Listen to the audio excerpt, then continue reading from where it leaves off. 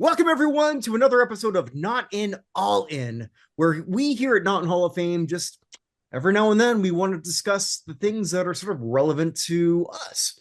I'm Kirk Buchner, along with Chris Mouradian and Longhorn Dave Whitlock, and we're the ones who sort of decide how this is going to go. But before we sort of go into today's episode, hey, the United States Athletic Hall of Fame is up right now for class number 3. Dave was part of it, Chris was part of it, and you can be a part of it too. All you've got to do is go to www.theusahof.com and help us decide who's going to be part of the 3rd United States Athletic Hall of Fame. And the great thing is, it's all about what you decide. Not what I decide, not what Chris decides, not what Dave decides. We help put together the nominees, and then at that point, up to all of you.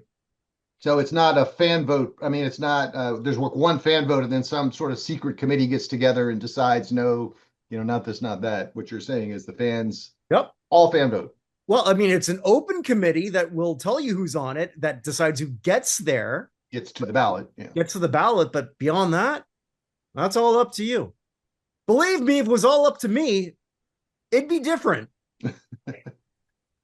But that's how this is. You can vote for your favorite players, coaches, contributors. Good thing Bill Belichick already got in, because holy crap. I don't know that he would right now. Do we have a process to evict people from the U.S. Hall of Fame? Yes, but unfortunately, a lady named Jordan's the head of that. Oh, yeah. So I don't know. That might go differently in a couple of years. Yeah. But anyway, let's begin the show with knock knock. Who's there? Who's there? Mark Sanchez. Oh no. Let me get my knife. Mark Sanchez, who? Mark Sanchez, and I'd be a dumbass. Not the first time I've done this, but won't be the last.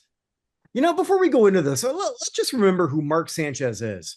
Dave, you might want to help out a little bit more, because I think you're more of a college football guy than the rest of us here. But in 2008, Mark Sanchez was the de facto, well, he pretty much entered as the starting quarterback for the Trojans at USC, and he had a great year. Won the Rose Bowl, impressed a lot of people, and he decided to enter the draft. And a lot of people said, don't do it. And here's a bit of revisionist history. It's easy to say, hey, don't enter the draft, you're not ready. But I looked at that draft. So he went number 5 overall. Matthew Stafford went number 1 overall. Want to hear the rest of the quarterbacks on this one? Oh, sorry. Before I do that, he was sort of convinced to do it, or this might be right, might be wrong. I don't know, but I'm sure this sort of factored into it. But 3 other high-level college quarterbacks decided, okay, we're going to stick around another year. Sam Bradford, Tim Tebow, and Colt McCoy. Yep. Yeah. Who on the NFL level. But here's who was behind Sanchez. And we're going to play, Dave, you're going to be part of this game, because I'm going to see how many of these people you know, because a couple of these are Texas boys. All right. Yeah. I'll know them. I'll be impressed if you do, because I did not. Yeah. Well, Josh Freeman at Kansas State. Pat White, West Virginia. Stephen McGee, Texas A&M. Yeah, that not a pro quarterback. He was a gutsy guy, but Well, next is someone who never played it down. Sam Houston, Rhett Bomar. You remember? He was a big recruit at Oklahoma, came into Oklahoma and was supposed to be the next guy in that chain, and failed pretty miserably, and then checked down to Sam Houston. Well, I mean, he did very well as the head coach of the Freer Buckaroos in Texas high school, with a whopping record of 10-13. In high school. Yeah. Others drafted, Nate Davis from Ball State, Tom Brandister, Fresno State, Mike Teal, Rutgers, Keith Knoll from West Texas A&M. No, yeah. Now you're trailing off. These guys, watching mostly the high level of college football, I didn't follow some of those. The only reason I knew Bomar was because the Oklahoma connection, That was the first time Mac Brown was able to beat Oklahoma after 5 straight losses, was when Brett Bomar took over. Well, when I was doing all this research, because I wanted to see, like, was Sanchez drafted appropriately? And I guess if you're looking for a quarterback in that draft, he was. The only other one drafted was Curtis Painter. The only notable undrafted quarterback, and I only call him notable because he was a backup in New Orleans, is Chase Daniel from Missouri. The Chase was a good college quarterback at Missouri. Again, you named a lot of Big 12 guys, so I'm very familiar with them. Yeah. Chase Daniel, McGee. I got to remember who was in the Big 12 back then. The Kansas State quarterback that you mentioned, was it Freeman? Or yeah. That guy beat us upside down one year. A year that he shouldn't have beat us because he just stood on his head. Yeah. So I guess where I'm going with this is Sanchez wasn't a bust, especially when you look back at that draft. And he had over 15,000 yards. His TDINT isn't so good looking back, 86-89. But let's remember this. Sanchez is the only quarterback to take the New York Jets to back-to-back conference finals. Yeah. I mean, right now in a bar somewhere in Brooklyn, Fireman Ed is saying, hey, you remember Sanchez? Man, we'd love to have him back. So it was an okay career, and give him credit. He overcame, well, the butt. There we go. I was going to say, I knew exactly where you were going with that one. Yeah. Well, yeah, I mean, because like back-to-back conference finals is way less than what he's known for with the butt fumble, where on Thanksgiving Eve against the New England Patriots, he messed up. He was supposed to go to the left, went to the right, or whichever. He went the wrong way. His fullback wasn't there. So he just panicked, ran forward, slid into chest first into the large ass of his guard. Ball pops out. It's a touchdown for New England. And here, there, forevermore, Mark Sanchez equals butt fumble. So much to the point where when I was in Mexico last, I said Mark Sanchez, and somebody said to me, hey, gringo, butt fumble. Now I think you're making shit up, but okay. I might have on that one, but either way, being called gringo was not a made up thing. Remind me to tell you about a donkey story in Zihuatanejo, but that's another story for another time. Completely different show. A completely different movie. No. All right. I'm actually going to move on because there is something there to it. But anyway, Mark Sanchez did something very incredible afterwards. It takes an awful lot of luck and an awful lot of talent and an awful lot of patience to become an NFL analyst after being a former player. Some people get that handed to them, and some people, and they can thrive. I think Tom Brady's done a lot better in year 2, personally. I don't know how you guys think. I haven't listened to him a lot this year. Just haven't caught that particular game. Okay. I'm not a fan of Troy Aikman, but whatever. Drew Brees, who I'm obviously a big fan of as a Saints fan, I knew was not going to do well. He's just not that guy. But Mark Sanchez was able to parlay something into, I believe it was a Pac-12. I'm not sure how he got into that. I know he was a conference. He was working conference in college. And he's done a very, very good job, to the point where if someone were to say to me, okay, he's the top 10 color guys, yeah, he's there. He's close to it. Either way, he was working every week. He was doing a pretty good job. He got, I don't want to say a third life. Superstar at USC. For 2 years, a big deal in New York City. And now you're making bank as an analyst, something that very, very, very few players can say. What happens? Who wants to take that, or should I? Alcohol happens. Well, alcohol is not a bad thing. I just want to point that out. Alcohol plus, slow down a little bit there, Chris. Alcohol plus being by yourself outside happens.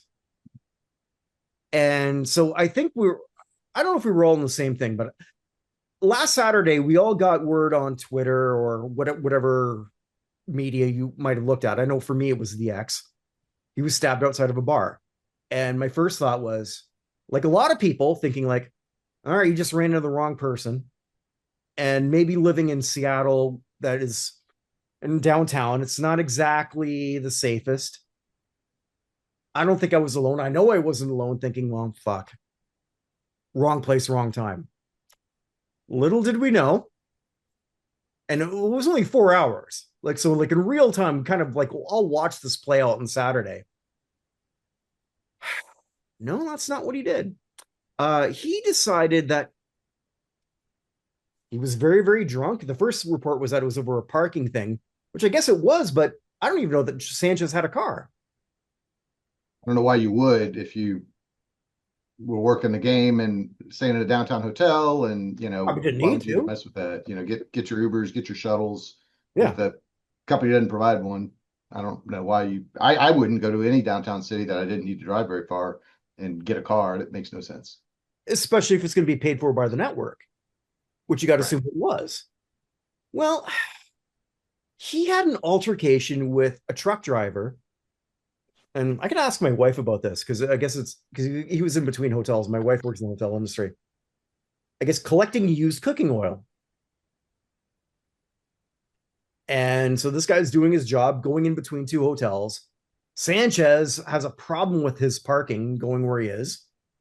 And the driver, who was 67 or 69, depending on your report, either way, an older gentleman who is still working, is being accosted by a very large man. I don't know how large the driver is. I don't know that it necessarily matters if somebody his size or bigger, who's 30 years younger, is coming at you. He had a problem with his parking, went into his cab, the cab of the car, and the truck driver, pepper sprayed him. That wasn't enough. He came back at him. Luckily, the driver, luckily for him, he was armed with a knife and did what he had to do. Claimed it was self-defense, and from what the security cameras look like, apparently it was, because Mark Sanchez, while in the hospital, was arrested. How do you fuck up this bad? I don't have a problem with him going to a bar. I don't have a problem with him drinking in a bar. I've actually been out in Winnipeg. There was a bar right under where I was. And I think I've told you both, I lived in the same building with a lot of the Winnipeg Jets. And I don't want to say I've hung out with the Jets announcer, because I haven't, but he was in my building. And I've watched him in the same bar I go to, which is attached to the building I lived in. Sort of like being, well, we got a lot of free drinks. And it's not like he drove anywhere. He just had to walk up the same elevator I did. Go out, have some fun, drink your Boilermakers, and tell some stories and get that shit for free. Mark didn't do that. Mark did not do that, and he lost everything. This is what I call an obituary moment. When he passes away, that's going to be on his obituary. And it's going to overtake the butt fumble, away from a Rose Bowl win and 2 AFC championship games, which might be a commentary on sports now. I don't know, but guys, I don't know how you're this stupid to put yourself in this situation when you have this much to lose. Well, I think, like you said, I said right away, it was, obviously the alcohol had a huge effect on his decision making or lack thereof. You mentioned the fact that he was out alone. Somebody wasn't there to kind of corral him, so to speak, and move him along. Like, this isn't, don't worry about it. Just go back to your hotel. Mm-hmm. I I know there's some history with some brushes with the law from back in the day. I don't think anything ever came of it, but at least it wasn't the first time that his name had been associated with something going wrong at some point. But yeah, I mean, you drink to that level, you lose your ability to make rational decisions, and clearly that happened. And why he decided to go violent like that, I don't know, but yeah, you're right. This is something that will forever be associated with him, regardless of where he goes, what he does. Yeah, I would say there's an old saying, and sometimes around here is credited to Darrell Royal, but I'm sure it probably came from Confucius or something. But nothing good happens after midnight when you're out. Like nothing good really happens. You think something good's going to happen, and nothing good happens. But you know the Sanchez plot. I mean, like you said, he started at USC really on the tails of those great teams in the mid 1990s. I'm sorry, 2000s with obviously Leinart and the championships and Reggie Bush and all those. And so he was the guy, you know, the number one recruit. They bring him in. You said he had success at USC. It wasn't the level of success that was seen a few years before, but certainly positioned himself for the high draft pick. And I remember him on draft day, and everybody was posturing where he might go. And then when the Jets picked him, it seemed like a natural thing. Of course, the big city lights. He was jumping up and down, you know, on his phone. I remember that watching that draft, and didn't really care for him in college for any other reason. He played for USC and just kind of seemed to be, you know, that guy. Yeah. Like you said, I'd forgotten about the two, you know, of all the Jets successes, you know, Richard Todd, you go back to those days, was maybe the last time that they actually had a quarterback that could take them anywhere. And, you know, two championships. I know, you know, Jets fans are super passionate. The last couple of times I've been to Austin for UT games, I've had Sunday brunch at the Jets bar. And in Austin, Texas, there's a bar where Jets fans fill up, and there's a guy that jumps up and does the Jets, Jets stuff. There's a Jets bar in Austin, Texas. There's a Jets watching bar in Austin, Texas, and wow, okay. So they're passionate fans, and they had their guy. You know, I think the talent level is one of those guys, great college player. Many times it didn't work out in the pros. But you know, back to the situation, Chris covered it. You know, bad judgment, alcohol. I think it can't be overstated that a buddy system needs to be in place, especially for somebody of his stature, a professional. I would have expected something like this when he was at USC. You know, your kids going out in the bar, some kids talking trash about your interception, and you know, you get in a bar fight or a scuffle. But for somebody who's been through that, been through the pros, seemed to have his act together, like you said, Kirk. You know, positioned himself for a on network, on screen job to do that. You know, like I said, you need the buddy system. Somebody like Chris said, pull you away, say, hey, not today. We need to go back. You know, this is getting out of hand. Nothing good's going to happen. Let's go. And none of us will be talking about it. But like you said, I thought you were going to say obituary moment because his career's over, because I don't see where he can. Well, no, obituary moment. I mean, when he dies. Yeah, his obituary. It's both and, because I don't put him back on the air in any capacity. I mean, we've seen people's careers resurrect after brushes with the law in the industry, but it's not going to be the same. They were bigger names than him. What's that? They were bigger names than him. Right. Yeah, that's right. Like Marv Albert and some other guys that, you know, kind of overcame some. Right. I mean, Marv Albert was. God, he was one of like the top announcers of his day. Oh yeah. When I said that Mark Sanchez, when I said like maybe top 10, maybe top 10, color analysts of football. Well, early in his career where he had room for growth and could have, you know, maybe outlasted some other. There's going to be somebody easy who can take his place. Yeah.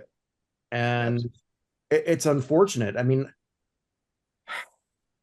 you know, it's not that even this happened in a bar. It's happened when he left the bar. Like, who left him around just like wandering around? Or did he just go there by himself? I mean, it's like, okay, I'm done drinking. Let's, hey, why are makes no sense. I'm not going to, I'm a drinker. I know that I am. When I drink a lot, I'm a very loving individual. I might have hugged the truck driver. I don't know. But I certainly would not have just picked a fight with him. And I don't know how, if you know you have this issue and you have this much to lose, and if the network, I don't know what the network knew, or maybe they had no idea. I'm trying to feel bad for Mark, but I can't. The only reason I feel bad is everybody makes mistakes, and so you know, Yeah, I don't but know if you're he's contrite. I haven't heard an interview with him yet. If he apologized and did some time, maybe he's not going to have to jail do time, some but time. service time and community service, and Yeah. uh, he might be able to recover some semblance of his reputation. Yeah, but not that job. Yeah. Oh well. Well, here's somebody who got fined $100,000, and we'll see where this goes. And a lot of it will depend on how the Arizona Cardinals sort of adapt from there, and if he lost the locker room or not. Uh, Jonathan Gannon, the head coach of the Arizona Cardinals, going back to last Sunday, lost it on his running back. Don't blame him. The running back in question, Amari DeMarco,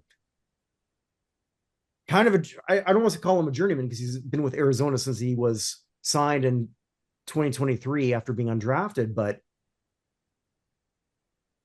he blew it.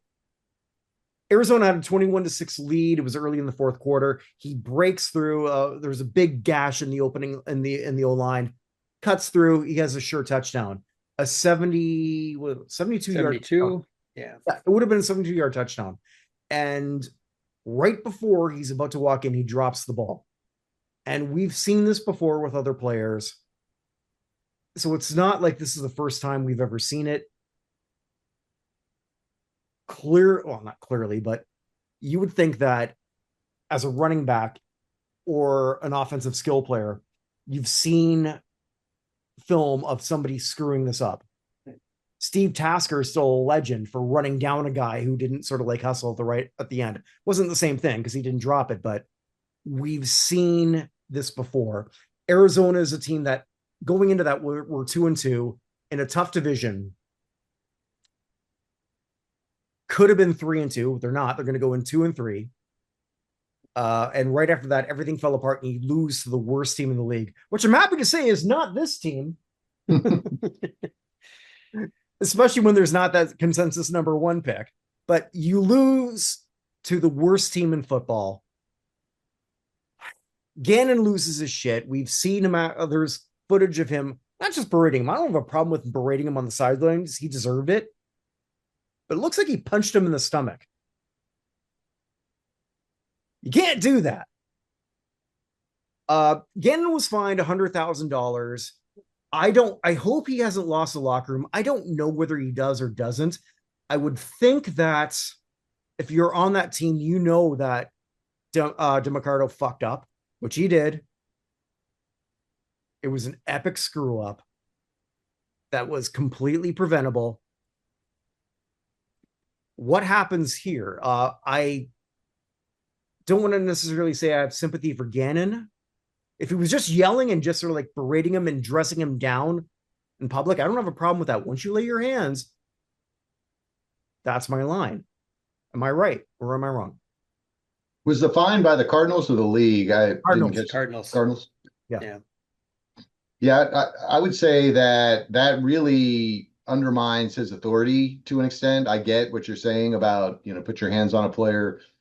I think a reprimand, the player screwed up. Everybody knows it. That's clear. It's not like he jumped on him for something that was unjustifiable, but I think you reprimand him and say, this is not something we do in this organization. We've talked to the coach. He's agreed, we've come to terms on that. But to kind of fine him really does put, I think, the team in a place. Something seems a little bit off with that franchise. They've had talent. They've got a decent quarterback that could take them places.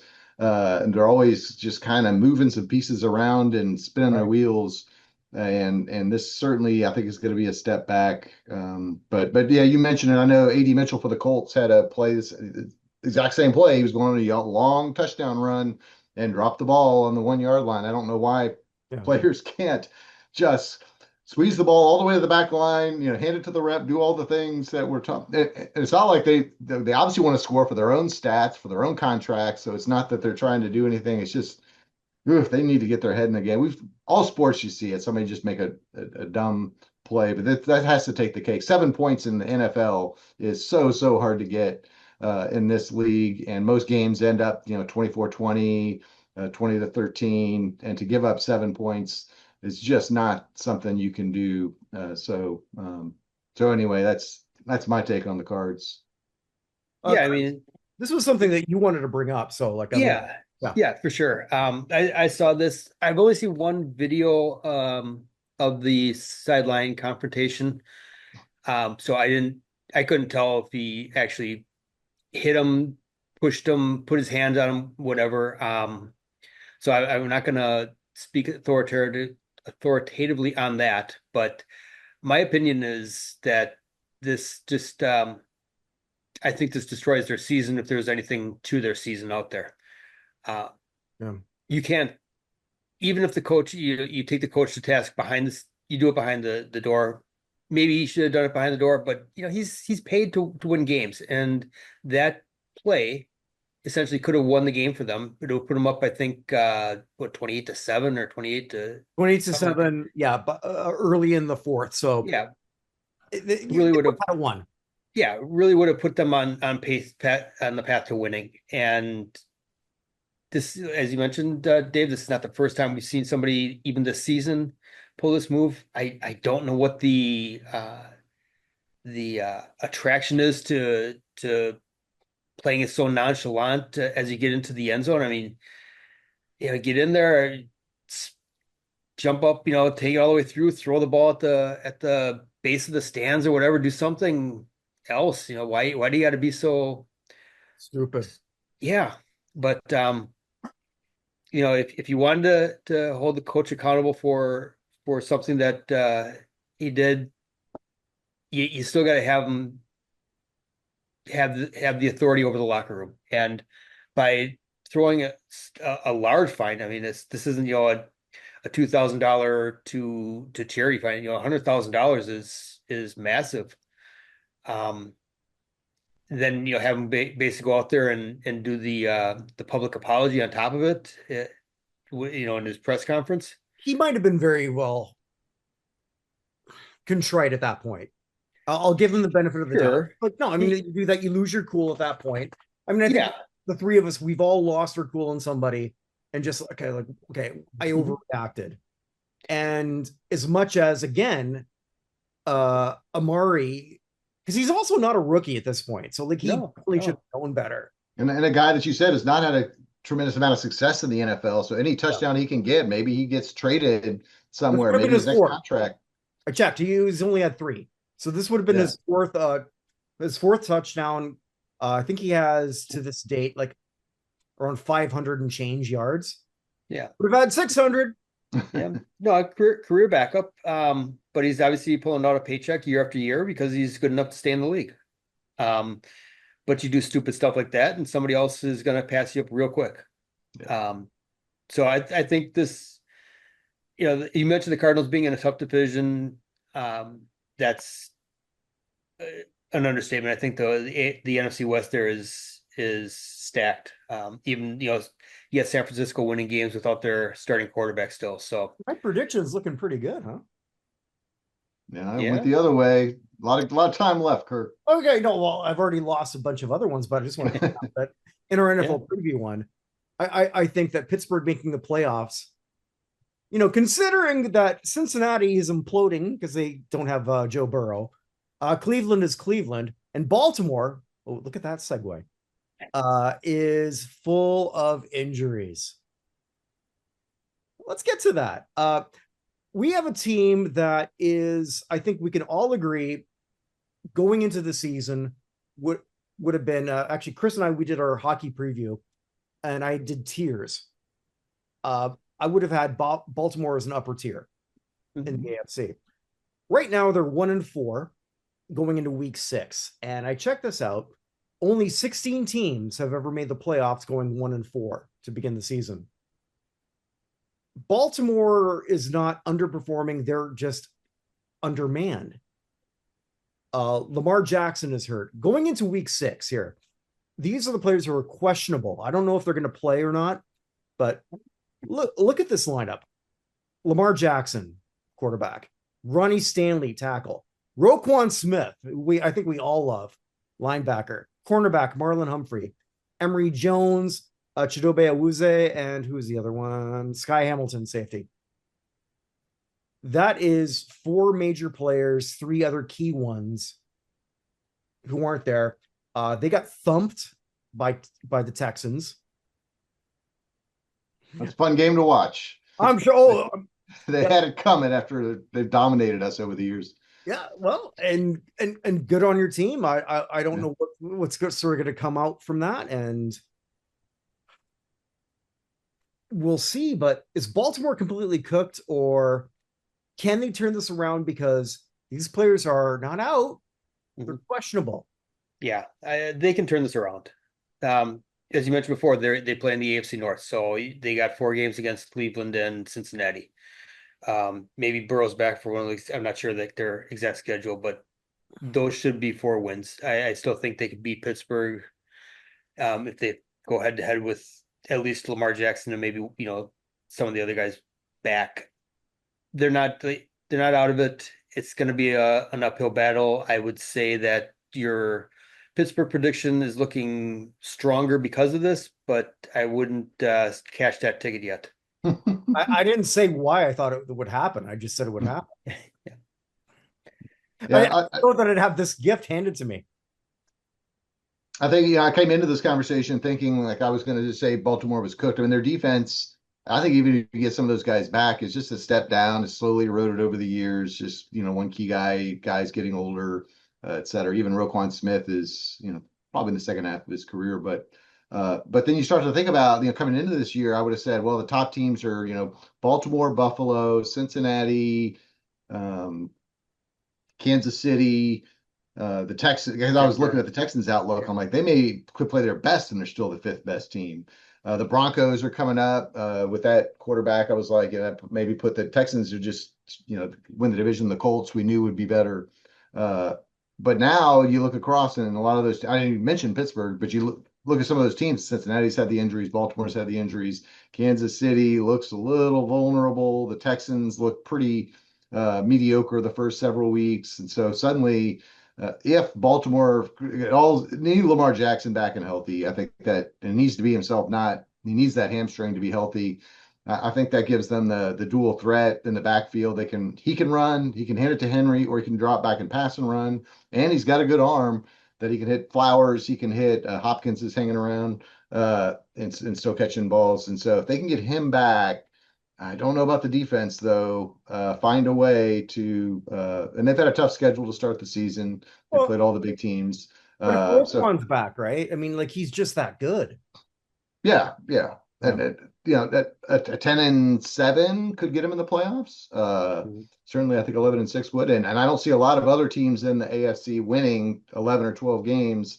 Given some of the stuff I said, I think Kansas City will eventually get there, but there's certainly chinks in the armor there, and I'm just not seeing. We still don't know if the Colts are going to keep it up. The Broncos, the Chargers have kind of been up and down. So I think where I thought the AFC was, they've come down. The Baltimore's come down. They could still make it, but they look so bad. I mean, we were just watching like I can't believe. CJ Stroud's good, but he's not that good. Our running backs are good, but they're not that good. They're getting 4 or 5 yards before anybody's even touching them. They got to fix the defense. If they don't fix the defense, they'll go 4-13 or something. Yeah, and they've always been known as having that strong defense there. I think that's really the bigger shock with how they're playing right now. So Roquan Smith being out, huge. Kyle Hamilton is one of the top safeties in the NFL. And the corners, they were both backup corners, I think. Yeah, I mean they're running Jair Alexander out there. I mean he's been struggling with health from his time back here with Green Bay. So he's not the player he was, even if people recognize the name still. So yeah, they got some issues there, and it could be kind of hard to patch that up in season without just getting the players that are supposed to be there healthy. Shador, you could have been there. Yep. Yeah, could have been there. This could be like a 30 for 30 when it's all said and done. You know, like on the bonehead decisions of Shedeur Sanders. Are Well, we up to gentlemen, 30 already? hmm? Are we up to 30 already? Well, no, I don't know. I mean, but the 30 for, you know what I'm talking about. I know. Let's get to 30 first, and then we'll get to 30 for 30. Did they, Maybe he's only at 28. Give it another couple weeks. did they not do 6 seasons of that? I don't know. I don't know. I'm just Yeah, my God. Saying that, I think this brings us to a close, unless there's a few things that we sort of want to talk about. I will say that I will not talk about the WNBA. I will do that next week, as it sort of like brings to a close, where the Las Vegas Aces are going up against Phoenix Mercury, and you can get tickets for that for apparently $6, and you didn't show up. Who's they cost 6, or that? they'll give you 6 with the ticket. Oh. Zing. That might be the next one, which means hashtag Kirk for WNBA commissioner. And if that Do not use that hashtag. That is a horrible idea. That's a great idea because Dave and Kirk will be a part of it. Dave, by the way, you run something that I think is a pretty big deal. You've been doing this for 12 years, longer than the WNBA commissioner has. It's called the Sportsman of the Week.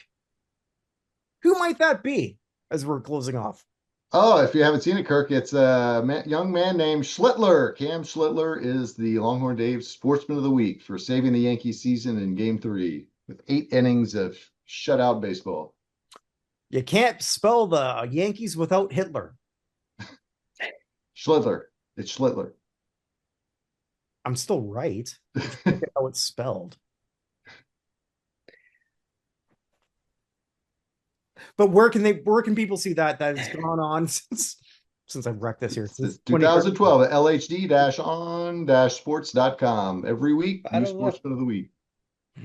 Awesome. Also, too, Thanks again, one more plug, www.theusahof.com. Guys, girls, help us out. This is a pretty votes where you can sort of like help out the actual Hall of Fame that's all by the people for the people. Means a lot to us. It means, and hopefully it'll mean a lot to you, because nobody else has come up with it, so we did. Yeah, it's a lot of fun. Take a few minutes, go out there. 3 different categories: players, coaches, and contributors. Vote in all of them. You can't go wrong with any of your choices. They're all very deserving candidates. I had a lot of fun being part of the committee that helps select these candidates that go on there. Now, really excited to see how the fans react to that and who they find as being the most deserving. So help us out, like Kirk said. And it's a trip down memory lane. You see people like Mary Lou Retton, and you remember the moments and what it meant to the United States sports scene when she won all those golds. Speaking of drunks, ties everything together, right? Yeah. There's the bull. She sort of did. Yeah, you can actually sort of look at that. Do you know who I am? Actually, did she do the do you know who I am? I don't know. Either way, it was not pretty. Anywho, wherever you are, wherever you may be, make today count, because it never comes again. Unless the Buddhists are right. And they very well might be. You know, I married into a Buddhist family. I did not know that, Kirk. I did not know that, Kirk. I did. Well, yeah, no, my in-laws are all Buddhist. Well, actually, no, that's not true. My father-in-law and my mother-in-law are Buddhist, although my wife's a Catholic. Go figure that one out. I don't know how that worked and how that sort of all came together. Either way, my parents-in-law really don't like me a whole lot. And I don't speak English, so I can say whatever I want here. I should end this now, shouldn't I? Tally ho, everybody. Thanks so much for watching.